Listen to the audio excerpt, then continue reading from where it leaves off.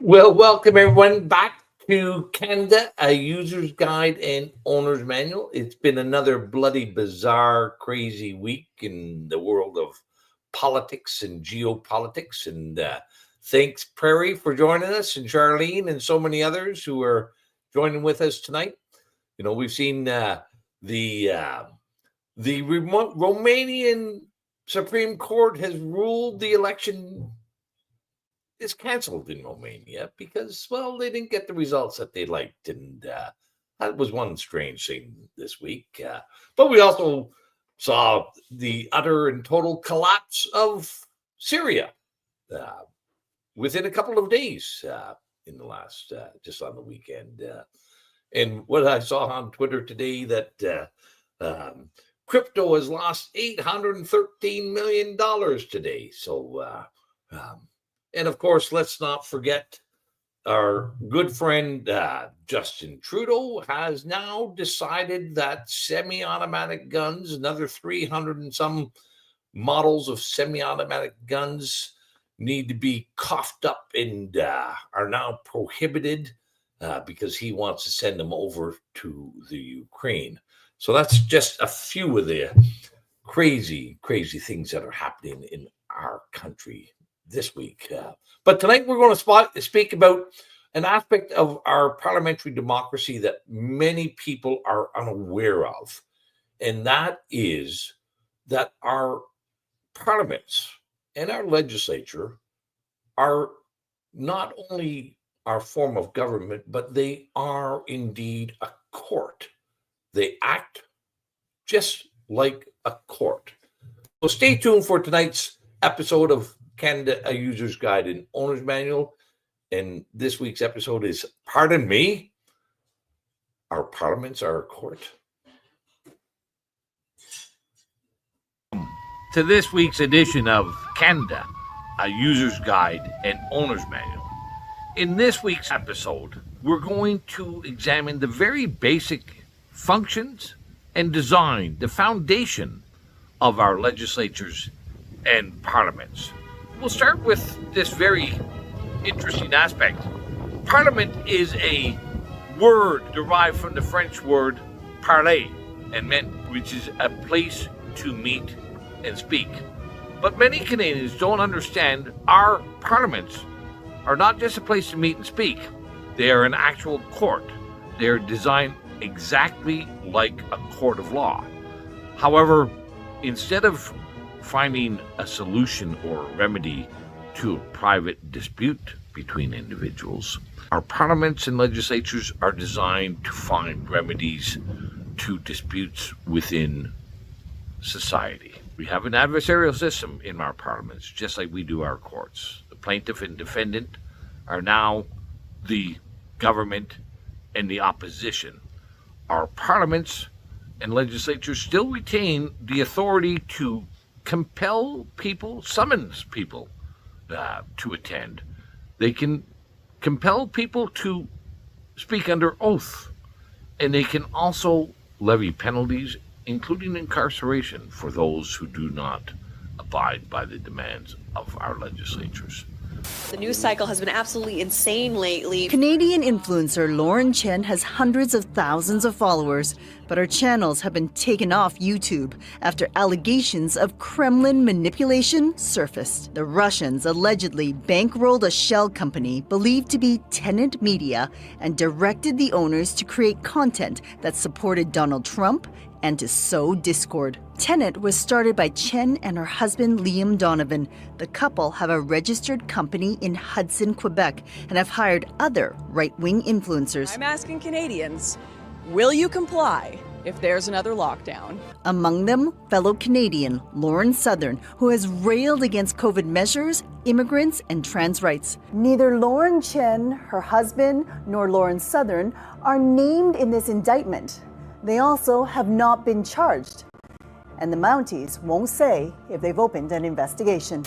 I understand Lauren Chen has declined our invitation to attend, and so I would like to bring forward a motion that the committee summon Lauren Chen to appear for no less than 2 hours in relation to the study of Russian-backed interference and far-right disinformation campaigns intended to manipulate the Canadian public, and that she appear before November 8th. Failure to comply ultimately was a contempt of Parliament. Right.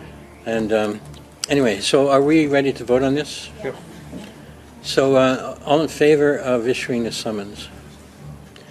I think that's pretty unanimous. In the indictment, it outlines that you wrote 25 opinion articles for Russia Today. Can you confirm that? For the reasons already given, I have no comment.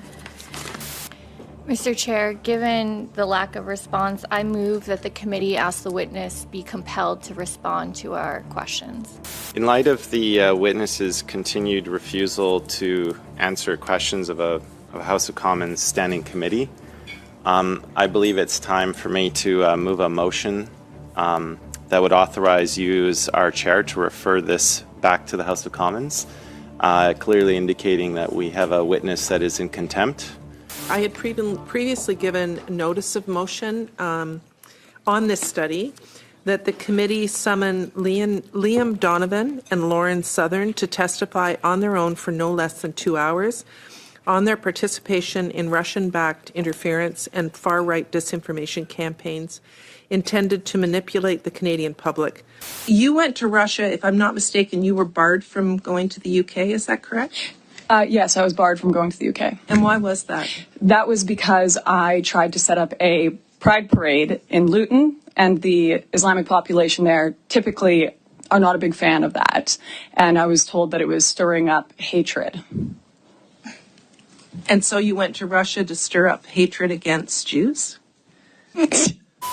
So join me this week as we get really down into the crux of what the design and the function of our parliaments are in Canada, and so we can find a way to solve this broken machine called politics, called government in Canada.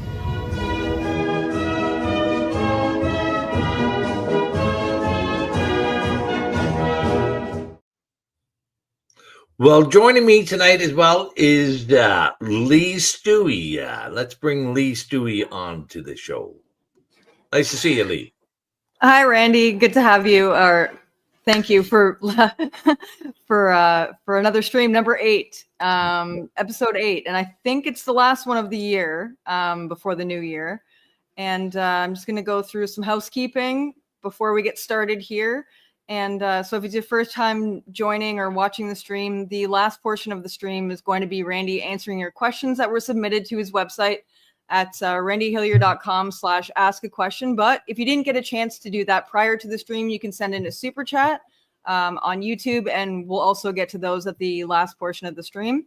If you're watching this on the replay or you use another platform other than YouTube and want to donate to the show, which is self-funded, not sponsored by Russia, you can also donate to Randy's website at nomorelocdowns/donate. And are you doing a Twitter space at 9:30?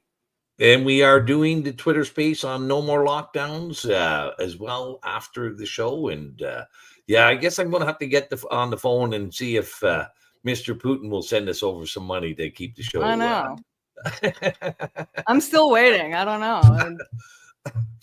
I don't know. Maybe I should call up Lauren and see if how to get that done. But so I guess let's get started. How is Parliament and the legislature a court? Well, I wanted to bring up the actual legislation to show people. It's in Ontario. It's called the Legislative Assembly Act, and just show some people this is an aspect of our parliamentary democracy that even many of the elected people are completely unaware that our legislatures and parliaments retain this what's called a court of record, and we have all or very similar jurisdictions as a criminal court. So I don't know, maybe we can bring up the Legislative Assembly Act and just go through a couple sections of it and show people that we're not just talking out blowing stuff out of you know where, that this is the actual law. Let's see if we where's our Legislative Assembly Act? Here we go. So there let's start at number 46, or okay, 30. Let's start at 35, whichever. So if people can read that, Section 35 of the Legislative Assembly Act indicates that the Assembly has the power to compel attendance of witnesses and documents, and they can also issue a warrant against anyone and to compel them to attend to the Assembly, as well as to bring documents as well. So that's just the start, but let's go down to Section 46 here, and people will start seeing the actual language. And there it is under jurisdiction. The Assembly has all the rights and privileges of a court of record for the purpose of summarily inquiring into and punishing as breaches of privilege or contempts.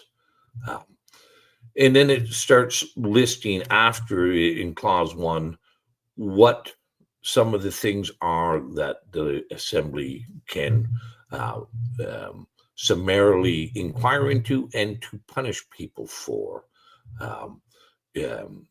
As we can see there, assaults and threats are obvious, but here bribery and offering of a fee, that's an interesting one as well. If anyone offers somebody money to influence an elected member, and how often does that happen, and how seldom does it get punished, but also for drafting bills. And I've already explained on this show a number of examples where money was exchanged with our political parties to advance bills, and also that you cannot give false evidence, or just like in a court of law, that would be perjury. So all those things are available to our parliaments to utilize. And as we just saw in some of those clips, Lauren Chen and Lauren Southern has felt some of the authority of Parliament. But the other reason why I wanted to talk about this subject, Leigh, was because our parliaments are a court. They have the same design, the same functions. You have an adversarial system.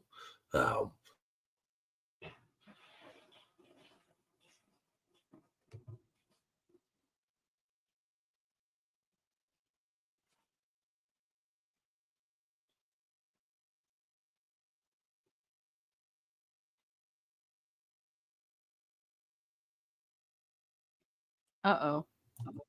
Yep, I think we're back. I'm not Are you sure what's back? going Okay. on. But we have the adversarial system, and then we have the speaker who acts something like a judge. But where a lot of people don't realize, at the end of the day, our parliaments are our highest court because our parliaments create law as well as punish, where ordinary courts cannot create law. And a lot of Canadians don't realize that is how you should be looking at things, and as well as that you, the voter, the electorate, is the jury in this parliamentary court. Now, we only get to announce our verdict on the actions that happened in the parliamentary courts once every 4 years, through the way of the ballot. There are other means to for the jurors the electorate to make themselves known and be heard in between those 4-year votes. But like any jury,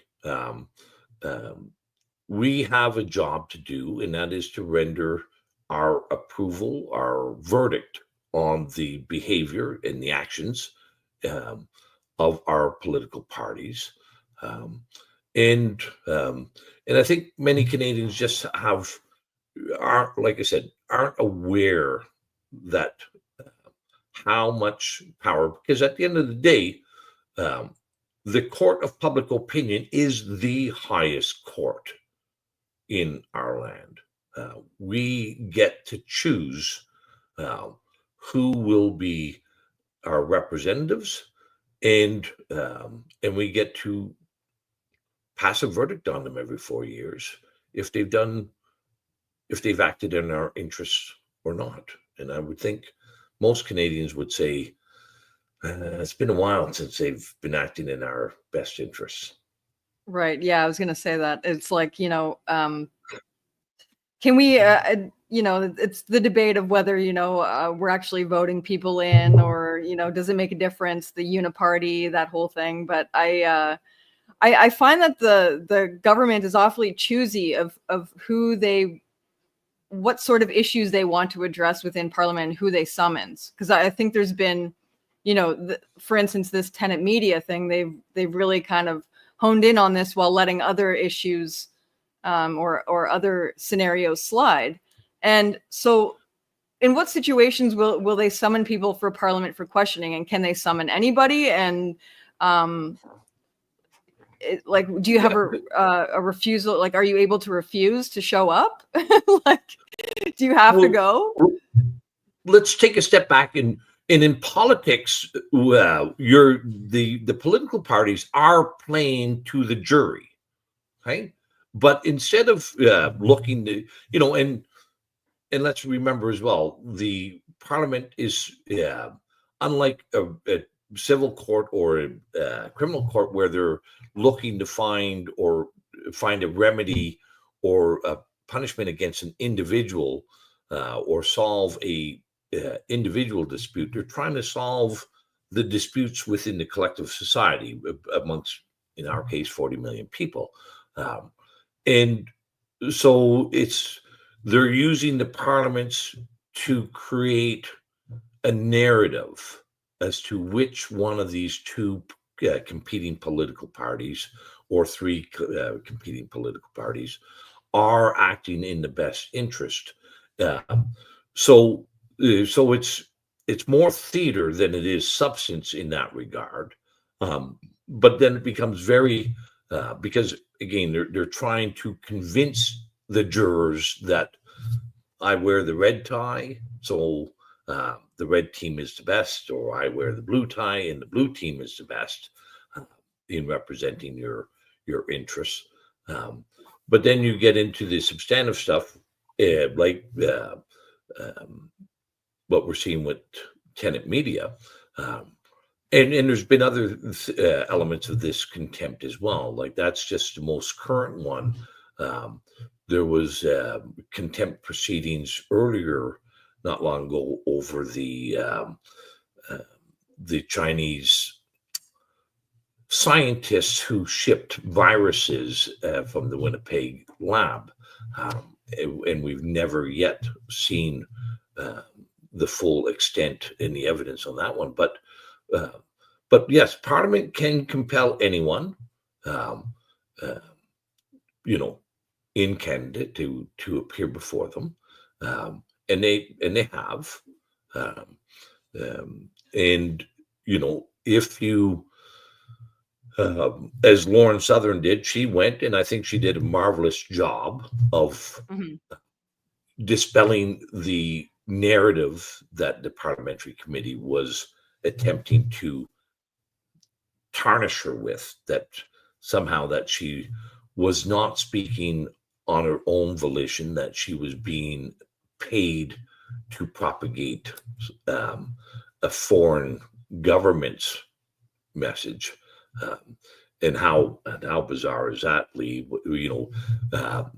she's facing interrogation over potential foreign interference by very members of the parliament who are also under investigation by CSIS and the RCMP for their foreign entanglements, but they don't want to talk about that. But I think Lauren Southern did an exceptional job dispelling that nonsensical narrative. But Lauren Chen, she took the other route and refused to answer any questions by her, and now she is facing a contempt motion. Now, what will Parliament do with that contempt motion? We're not certain. But if you want to listen, this was pretty evident through the whole. I think she was there for 2 hours. Yeah, I was gonna ask you too. Who was the smarter of the two of them? Because where does this go after they've been summoned to Parliament and they testify in Parliament? Lauren Southern, put on basically a clinic on how to school the Canadian government, whereas Lauren Chen decided to not even confirm her name to them. So which one of the two of them do you think was playing it smarter, giving up or defending themselves from these allegations or remaining silent? Because where does it go after Parliament? Well, we can't answer that with certainty because we don't know actually if there was any wrongdoing. We don't know any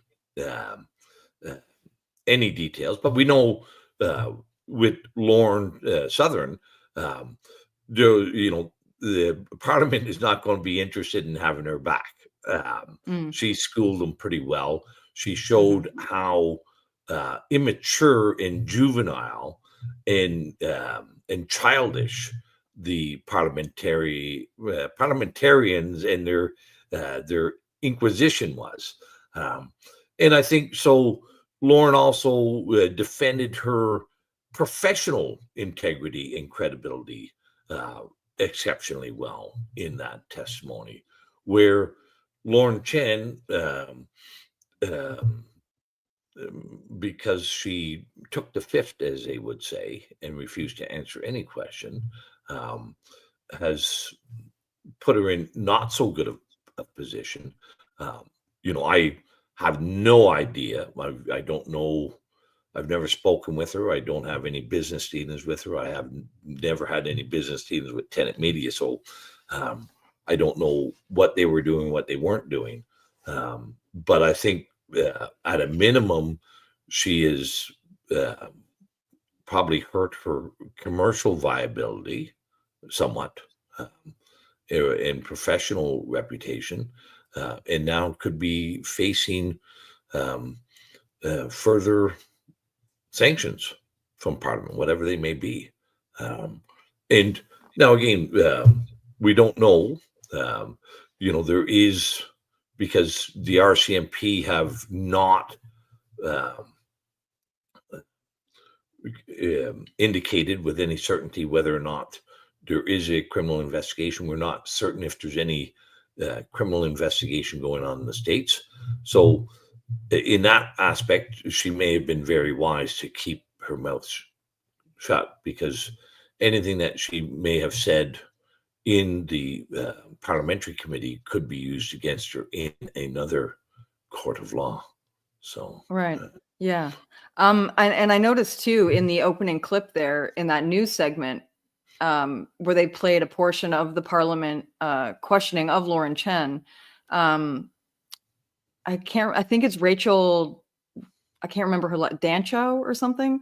She says to Lauren Chen, you're not specifically named in the indictment, but did you do X, Y, and Z? And it's like, well, if Lauren Chen's not even named in the indictment, how do they prove that it's even her that has done something? It's very I think Lauren Chen actually, was smart and not not confirming anything to them because it could further damage, and also that the U.S. government was the one to find these things going on within Canadians that were streaming or having a media company. It wasn't the Canadian government, it was the US government that discovered this. Well, as we know, Russia from the US government with Biden. So, they're, again, the Biden administration, like every political party, is trying to promote a narrative. And they've been promoting the Russia narrative for a long time. So, and their reach is far beyond just homeland United States. So clearly, they're trying to promote this Russian interference now in Canada as well to support their narrative. Again, only time will tell whether how it turns out for Tenet Media. Again, if there was that crux, like if she said something, it could be used against her in another court. So, that whole saying about, don't say anything unless you've got a lawyer present. Probably, may be the appropriate thing for Lauren Chen. So. Yeah. Have you ever witnessed or been a part of the committee to one of these hearings or had to question anyone in the legislature? Ontario legislature? We had a contempt motion during my time in the legislature with the gas plant scandals. I don't know if you remember that or if the audience will remember, but the Liberal government in Ontario had contracted to build a number of gas turbine run electricity plants in Ontario for hundreds of billions of dollars. And then just before some by-elections, they scrubbed it and relocated them. But the contractors got paid for building gas plants that they didn't build. So it was a minority government at the time. And usually these contempts work best during a minority government because a majority government will just squash the opposition's attempts. So we had them over the barrel. The Ontario government had refused the committee's request to turn over all the evidence of the gas plant scandal. And we had a contempt motion filed and adopted. And then, lo and behold, the government orchestrated its downfall. And we had a new election, and the Liberals got back in with a majority government and killed the contempt motion from the previous parliament. That's so it's certainly not a perfect system by any means, but we thought we had the Liberals over the barrel on that one, and that would have been around 2013 or so, I believe.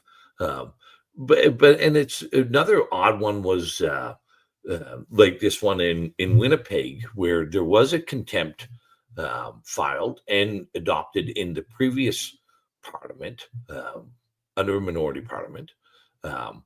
Trudeau went and called an early election, but he didn't get back in with a majority. He got back in with another minority, and none of the other political parties have given life to that contempt motion, which that speaks volumes to somebody like myself, and like they could easily have resurrected that contempt motion in a minority parliament, but they've chosen to go on to other things and pretend it didn't happen. So I think another example of parliament, or in the States, they have pardons, and the United States president can just pardon anyone, and we saw that with Hunter Biden. Joe Biden just pardoning Hunter without even being guilty.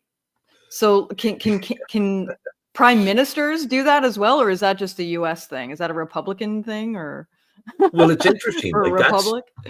So everything that I just said about our parliaments and legislatures apply to the U.S. as well. And they usually use a term of impeach instead of contempt. But their Congress is a court as well. And they can summon and compel and punish people for failure to do so. The states do one additional thing. They allow the executive branch to also pardon other crimes. In Canada, when we had the death penalty, our executive could also pardon or commute death sentences, but we haven't had the death sentence since I think it was 1972. We got rid of it. But the American executive, the president, continues to have this pardon. Never have we ever seen such an abuse of it in my watching of U.S. politics, because every president always uses that prerogative of pardoning people, usually just before they leave office, and it's has always been for crimes that someone was convicted of. Now, Joe Biden has taken this to all new heights and absurdity, where now he's pardoned his son for a period of time for any crimes committed from 2014 onwards. So Hunter, if I have it correctly, was convicted on 2 counts, but there was a whole host of other potential charges in the wings, and Biden has absolved him of any of these crimes not yet accused or charged. I don't know. I can't think of another time in American history where a president has pardoned people for things that they have not been charged with, let alone convicted. Yeah, that sounds pretty crazy. Like, oh, he might commit a crime or might be found guilty, so I'm just going to pardon him. That just sounds crazy to me. Well, of course, it's overriding the justice system, right? It is, because it takes it to an absurd level that, let's just pretend for a moment that wasn't Hunter Biden, but it was somebody else. How could you possibly know? How could anyone possibly know what other activities or actions that person may have been involved with during that period of time? So how could you, it's just absurd to give somebody a pardon without, under those circumstances. It would be like, okay, well, Diddy's been charged with a bunch of things from a period of time, but we're also going to pardon him for things that happened 10 years earlier or whatnot. And of course, with Hunter, we know that there is significant skullduggery with Burisma and Ukraine, and the Meta bioweapons labs. There's a whole host of evidence that he was involved in a great many shady dealings. So, you know, what can I say? But if there's no mechanism that I'm aware of, um, yeah, there's a good comment up. He may have pardoned his son for murder without knowing. Or 'Cause knowing. yeah, well, or knowing, but you know, and it's wouldn't be surprising that even Sleepy Joe wouldn't know everything that his son had been up to. He uh, hardly knows how to get off the stage many days, so he may have forgotten more than what he remembers about his son's actions in the past. Yeah, I think it's also important to bring up Trump as well. And there's his last time in office as the president, he pardoned a black rapper and some Israeli spies. And this year, it's like, will he pardon the January 6th prisoners? That's a hot topic right now, whether he will do that, and how is he choosing the people that he's pardoning? It's very interesting. Well, so really, there's, this again is a legacy authority from what we would use the term the royal prerogative. In much earlier days, the king or queen could always absolve anyone of any crime. And so over time, that royal prerogative remains with the White House. We've altered it.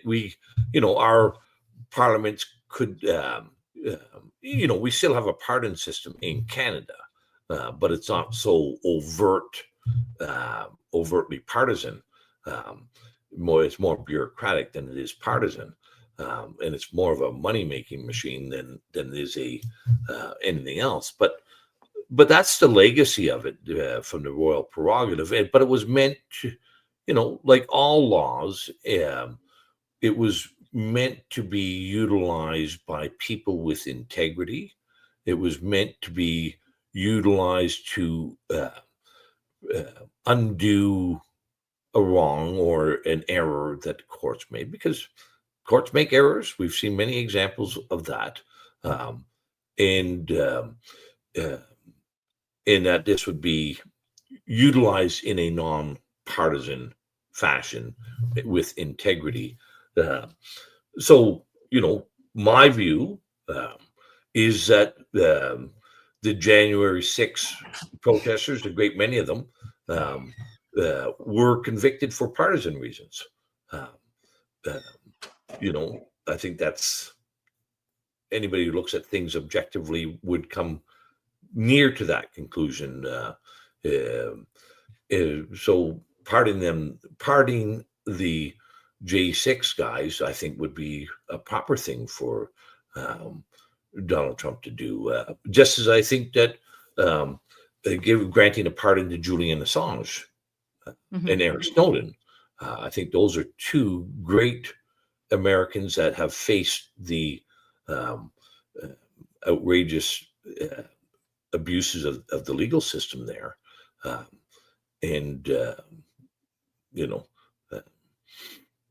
So I think that would be, again, in my view, a proper use of a pardon.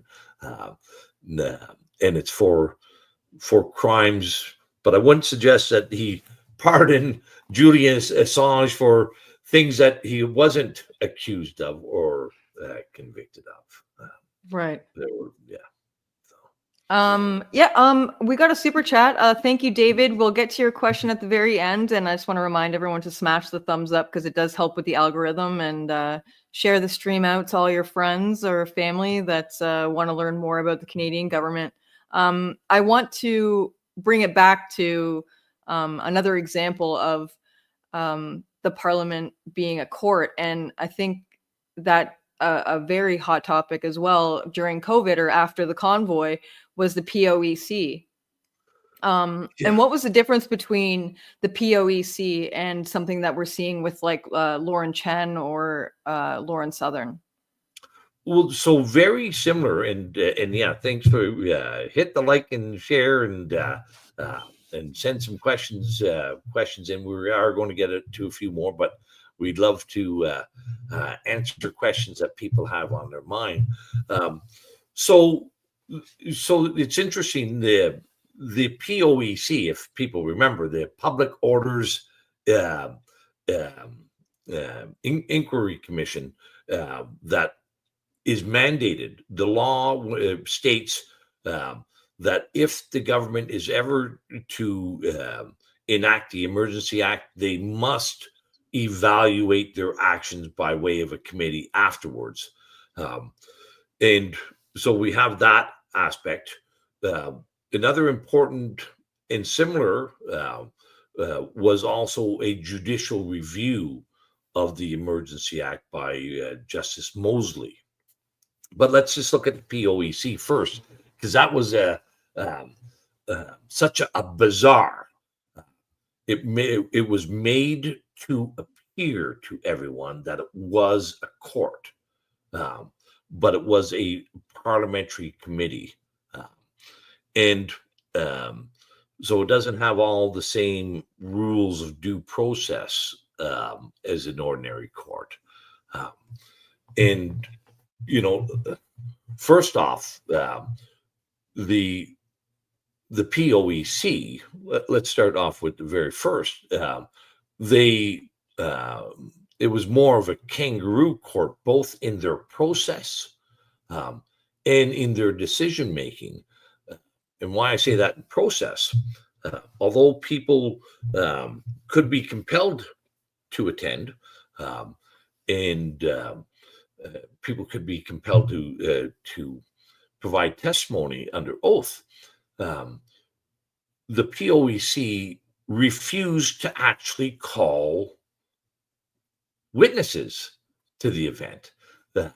So this, and I'll say this: many people may not realize this, but none of the political people who attended the Freedom Convoy were permitted to give testimony at the POEC. All sides within the POEC said, no, we don't want to hear testimony from Maxime Bernier. We don't want to hear testimony from Brian Peckford or Derek Sloan or Randy Hillier. We'll just pretend that those people were not there and have nothing to contribute to this testimony. But it wasn't just the politicians. In Ottawa, there was also a great number of academics and pastors and physicians who all were very key and central and involved. So I'll give you some of the names, like Dr. Roger Hodkinson, Dr. Paul Alexander, Dr. Chris Shoemaker. There was a whole host of physicians, like politicians, who Justice Rollo and the both sides, the plaintiffs and the respondents, refused to call. Same with pastors like Henry Hildebrand. All of these people would have been, had ringside seats and were quite intimately involved. They were involved in press conferences. They were involved on the stage. They were, and who knows what else they were involved in. Bruce Party is another one. Bruce Party is, yeah. And Julie Panesse. There's quite a long list of professionals, of academics, physicians, and politicians who this apparently inquiry refused to hear testimony from. And I know I've spoken to all those people, and many of them had their name either put forward by others, or they had requested standing at the committee because they had something to offer. Instead, let's not hear this side of the story during the POEC. So it was a kangaroo court in that aspect, just because the court is meant to find truth, and you can't just remove all kinds of people who were there and say their testimony is not valuable in this exercise. But I think we have a clip, because the other real the proof point for this kangaroo court of the POEC is Justice Rollo's final decision. And maybe we could bring up and play the last minute of that video clip where Rollo makes his decision about the POEC after not hearing from so many people.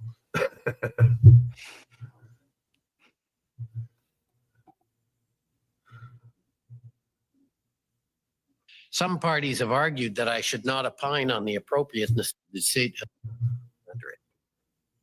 After careful reflection, I have concluded that the very high threshold required for the invocation of the Act was met. In particular, for reasons that I discuss in detail in the report, I have concluded that when the decision was made to invoke the Act on February 14th, 2022, Cabinet had reasonable grounds to believe that there existed a national emergency arising from threats to the security of Canada that necessitated the taking of special temporary measures. I do not come to this conclusion easily, as I do not consider the factual basis for it to be overwhelming. Reasonable and informed people could reach a different conclusion than the one I have arrived at. That's the important part. Reasonable. Reasonable Some and harmed informed reach people a different conclusion than the one I have arrived at. that would reach a different conclusion than this judge. Now, just ask yourselves, like, what he's saying, a reasonable and informed person could come to a different conclusion. So, is Justice Rollo saying that he is an unreasonable and uninformed individual after listening to all this testimony? Like, this is, and I was just astonished that nobody in the media picked up on this, this glaring hypocrisy of Justice Rollo. Like, again, because it's gave all the appearance of a court. Can you imagine a court saying, well, yeah, Leigh Stewy, we find you guilty, but a reasonable and informed person would come to a different conclusion than me. Sounds like you're pretty unreasonable. Yeah. But, and then we contrast that with the actual court of Mosley's decision that came in February of, was it February of 23? I think it was February of 23. Yes. And now, instead of having, we had professional counsel there bringing forth testimony from who they thought were the best witnesses, and Mosley came to a very different conclusion of Rollo, that the federal government had not met the threshold that was required in the statute to implement the um, Emergency Act.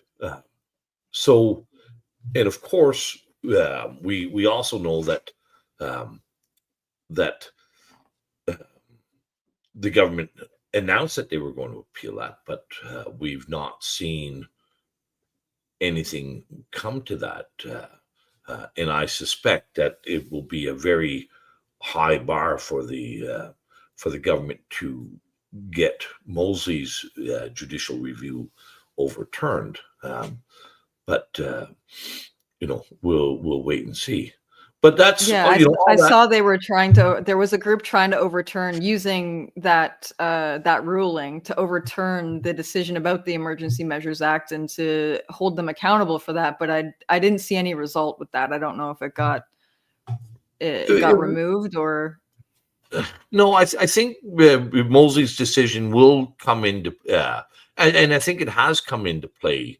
It's helped shift the mindset of other courts and shift the attitudes of other courts, and I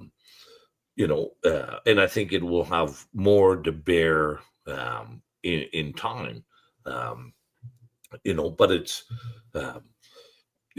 We'll just have to wait and see on that. But that's I think it's really important at the end of the day, like people can can make a difference. Like you are, like I said, the court of public opinion is powerful, and I think it's also playing out in the impact on a number of the criminal cases in Ottawa. Not all of them, but we've seen a few more cases in the appeals court and a few more in the lower courts where the changing public attitudes are helping to shift the courts. I think hopefully next year we'll be able to pass a strong verdict on these political parties and show them that the court of public opinion is not pleased with the way they've behaved in the last number of years, and they deserve to be given the heave-ho. But that'll be up for the people to decide. Right, and hopefully there's still some oath-keeping judges out there who are willing to be fair and not, toe the party lines, as so to speak, and act on their oath and not what their higher ups may tell them to do. Well, I think it's more about public influence and public opinion is important. Like, as well as unique circumstances are as well. I've often mentioned, like, Mosley is what's called a supernumerary judge. He is retired, and he only comes back for to pick up cases. So he can't climb the ladder any further. So where Rollo, he still wants to climb the ladder. The hierarchy of the judicial system. So he would not want to jeopardize his potential rise.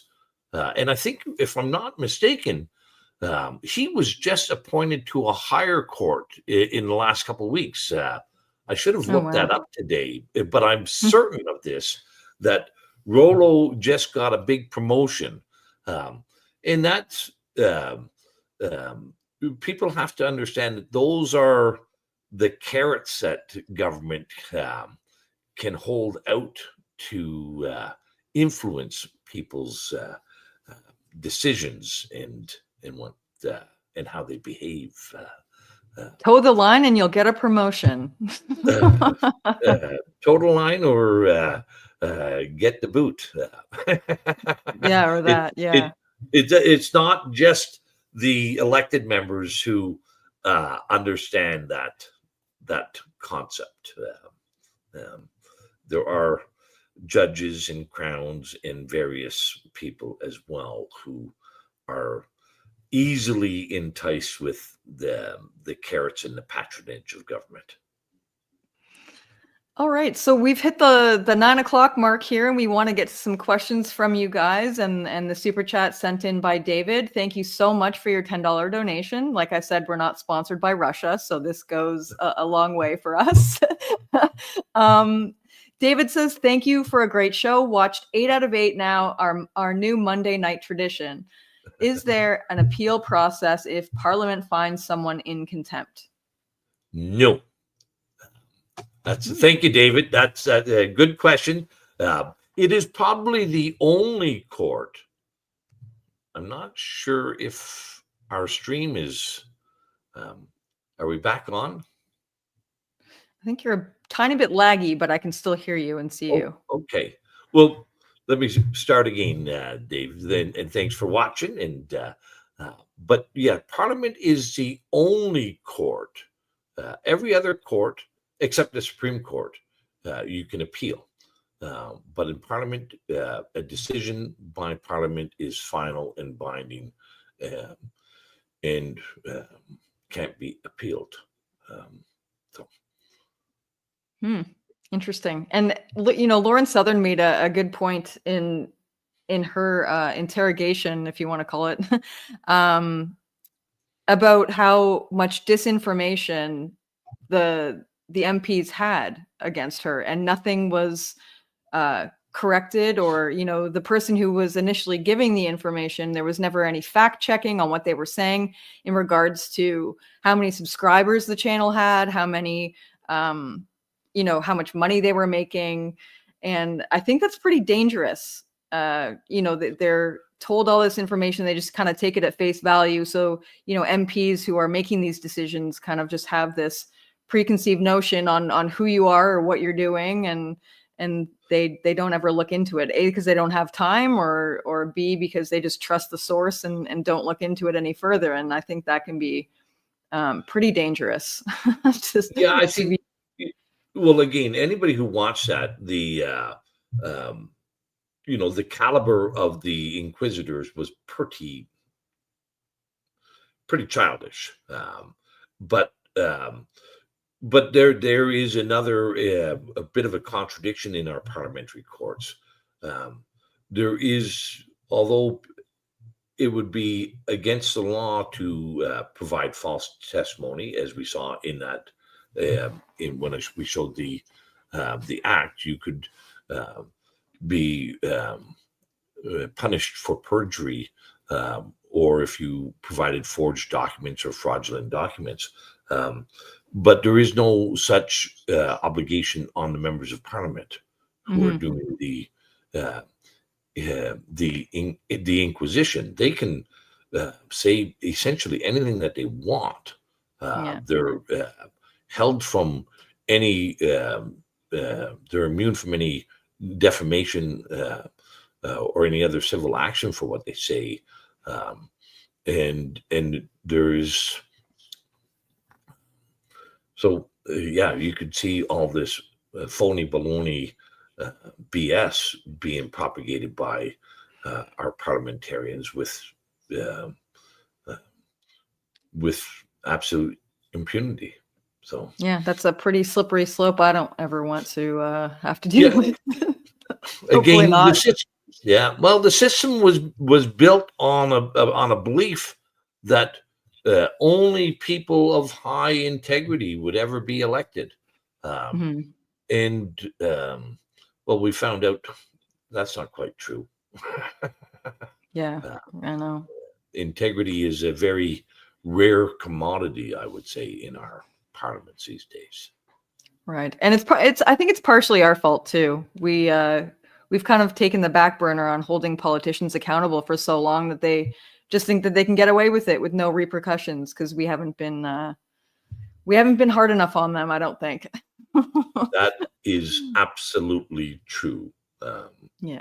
We've Did I just see another? Let me see here. Yes, a $2 donation. Do you think there will be another freedom convoy? Thank you for your donation, Zixor. Now, how would you ever know how to pronounce that name? I was looking at that name and I said, Zizor or Exor or anyway. I don't think there will be more protests. That I have no doubt about. And will they be as large or as substantive as the Freedom Convoy? I suspect they will be. They may not take the same form and shape. Maybe they will. Like we've seen our governments continue to bring in outrageous policies, things. So I suspect so. I don't know when, in what form or shape they will be, but I have, unless some miracle happens, and the Canadian voters decide that they don't want to keep choosing and electing corrupt, dishonorable political parties. I think there's no question that there will be greater protests down the road. Yeah, I don't see another convoy happening. In my opinion, I don't see in that form, anyways. I see it getting to another boiling point and people being very unhappy. It could be tractors. It could be who knows what it could be. But our governments are acting in a very predatory fashion, and I suspect that they're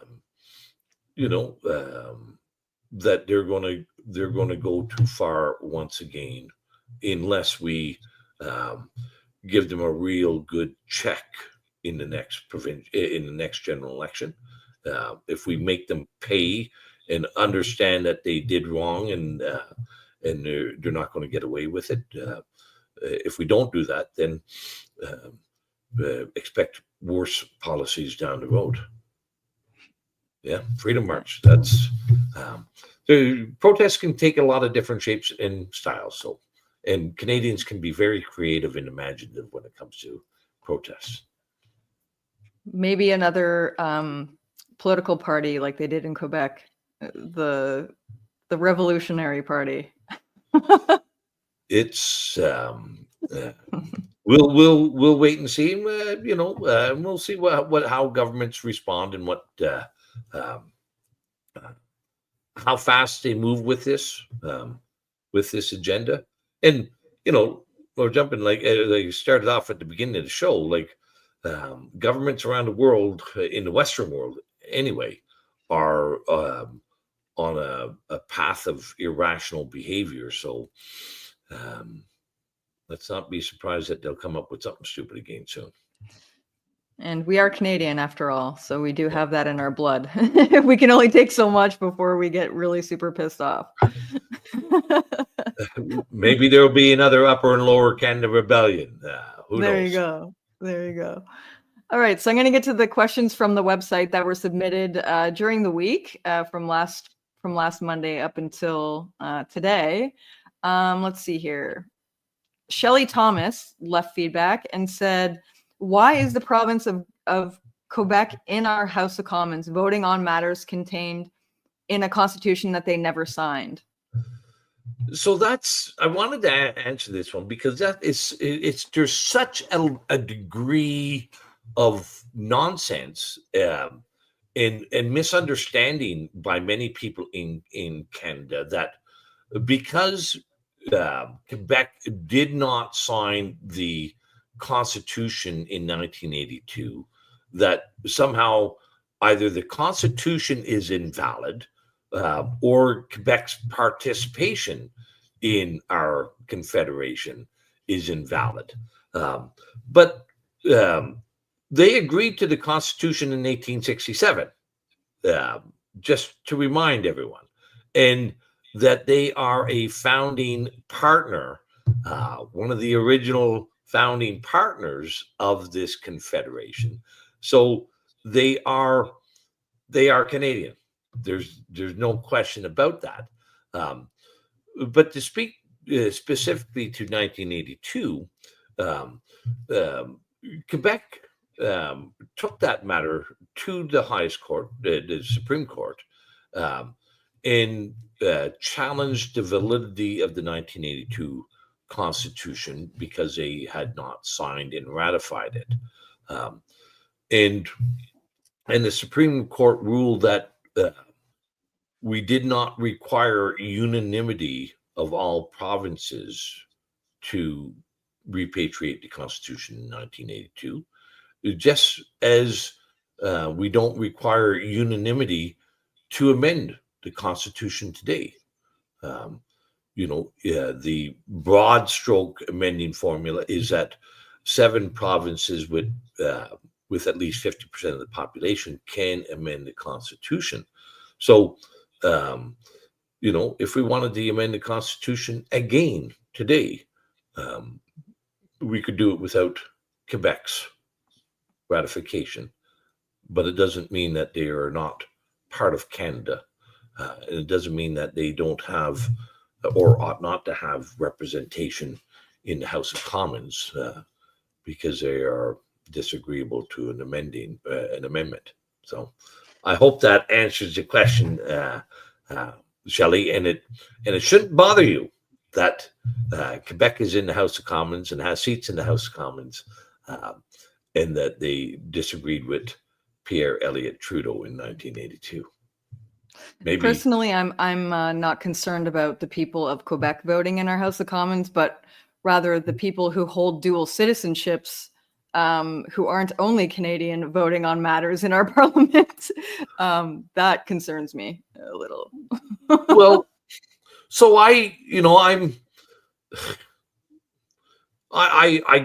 understand the sentiment, Leigh, but I would say to you, the people that have caused far the worst damage in our House of Commons are not those who hold dual citizenship.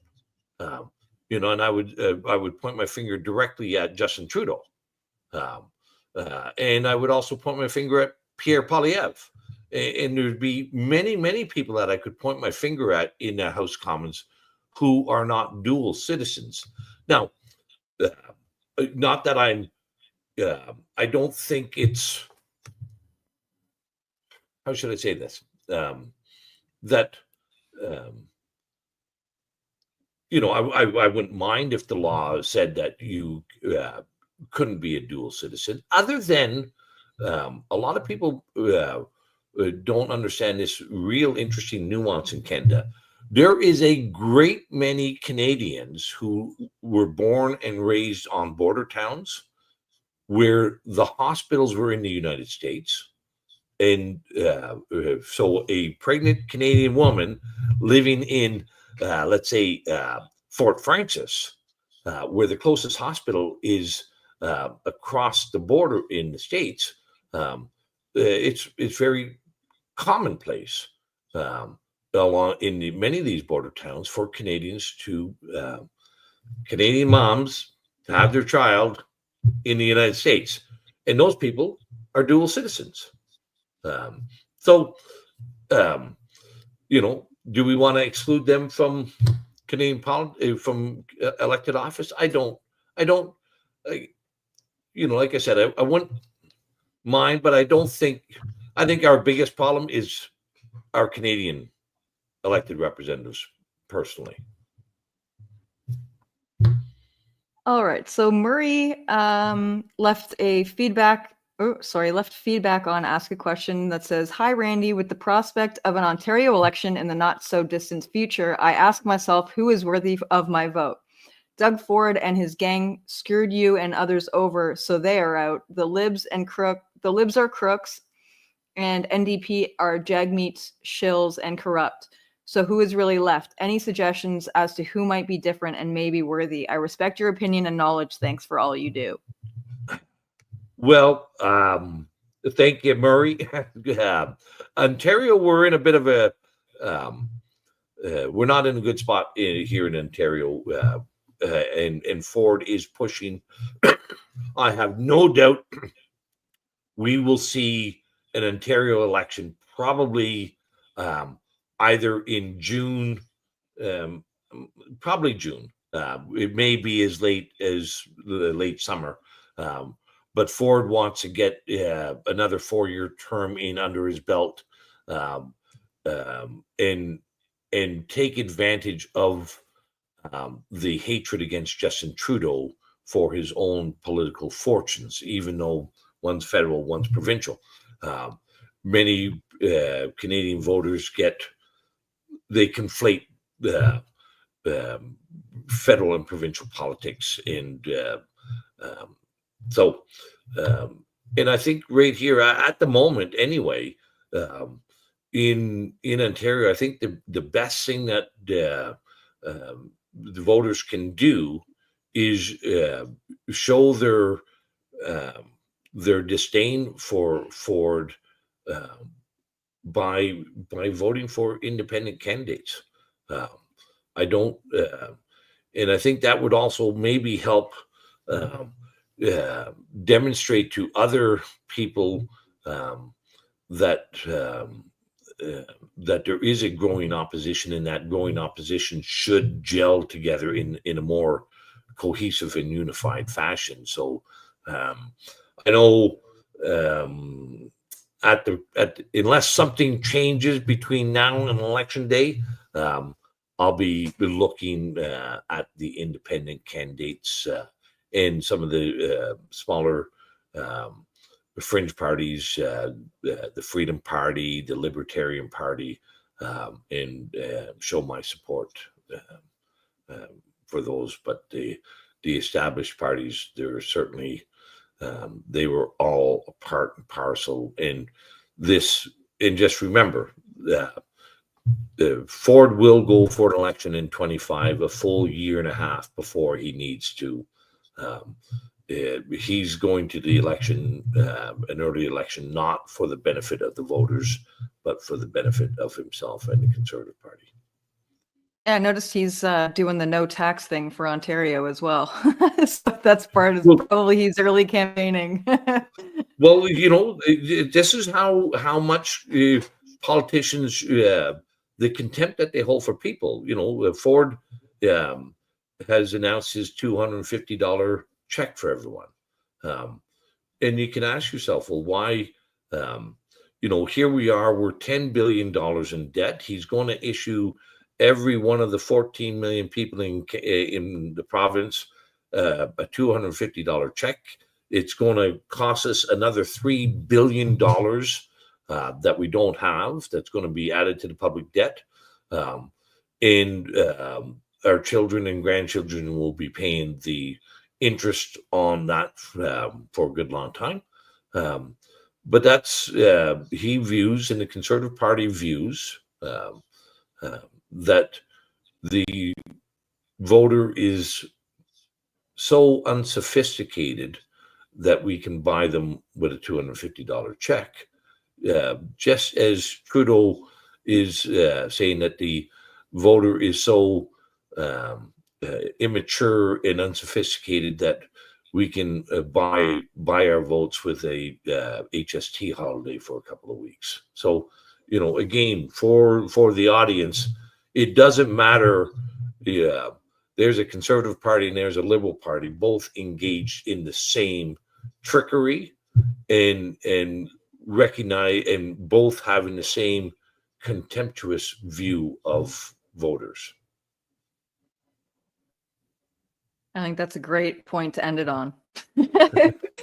We're at the end here. And I just want to remind everyone that there's a X space or a Twitter space after this stream on the No More Lockdowns account. You can go there at 9:30, and Randy will be over there chatting away about probably some more politics and recent current events. And I think I just also want to mention I want to shout out to the Homeschool Association of Ontario, who have been watching our episodes, all 8 of them. So the homeschool crowd there, just want to say thank you so much for watching and participating. And We hope you're learning.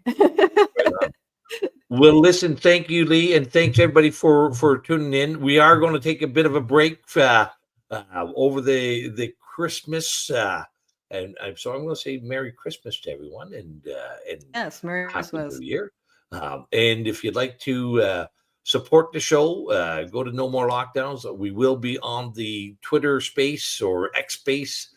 If you're not following No More Lockdowns, I've posted it on my X account at Randy Hillier, but the No More Lockdowns account is at NML_Canada. Send some questions. We'll be happy to get to them again. And if you want to follow the uncensored version as well, follow me on Substack, randyhillier.substack.com. And of course, if you'd like to come to Scuttlebutt Lodge or to support the production of Canada, a User's Guide and Owner's Manual, visit nomorlockdowns.ca. So thank you, everyone. Thank you, Leigh. And Thank you so much. and We'll see you next year. Right on. Bye-bye.